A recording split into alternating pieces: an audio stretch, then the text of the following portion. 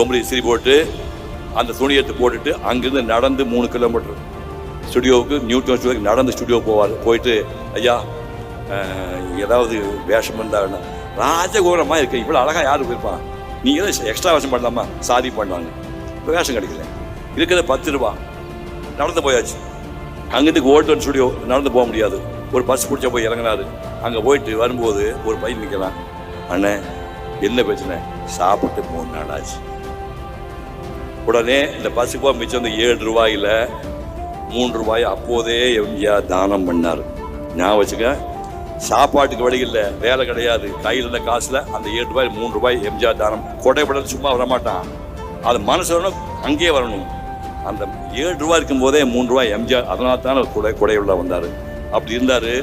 2 சம்சாரம், முதல் சம்சாரம் 2 விஷயம் செத்து போச்சு. எம்ஜிஆர் வாழ்க்கையெல்லாம் ஐயா நீங்கள் நினைக்கிற மாதிரி சந்தோஷமா இல்லை.